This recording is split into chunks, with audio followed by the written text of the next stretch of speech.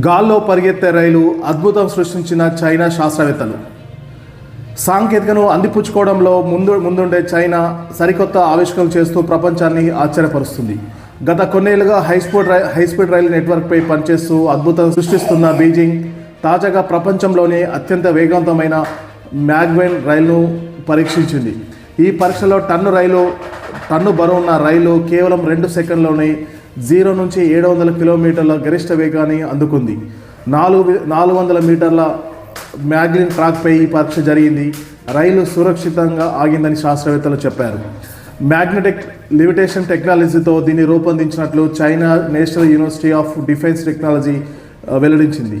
ఈ టెక్నాలజీతో రైలు super conducting magnet సాయంతో పట్టాలకు కొన్ని సెంటీమీటర్ల ఎత్తులోనే ఇది ప్రయాణిస్తుందనేసి శాస్త్రవేత్తలు చెప్పారు. ఇది సాధారణ రైళ్ల పట్టాలపై చక్రాల మీద ఆధారపడి పట్టాలపై నడవదని, పట్టాలపై నుంచి 2-3 సెంటీమీటర్ల పైనే ఇది ఉంటుందనేసి, ఇది అయస్కాంత ఆకర్షణ వికర్షణ ఉపయోగించి దూసుకెళ్తుంది. రైలు ట్రాక్ను తాకకుండా ఉండడం వలన ఘర్షణ ఉండదు కాబట్టి ఇది అత్యంత వేగంగా ప్రయాణిస్తుంది. ఈ రైలును పరీక్షిస్తున్న దృశ్యాలు కూడా ఇప్పుడు సోషల్ మీడియా ట్రెండింగ్లో ఉన్నాయి. ఈ రైలు ట్రాక్ పైన ఆనుకొని పరిగెత్తదు కాబట్టి ట్రైన్ ఒత్తిడి గురి కాదు. ఎండ్ పాయింట్లకు కూడా సురక్షితంగా చేరుకున్నట్లు శాస్త్రవేత్తలు ప్రకటించారు.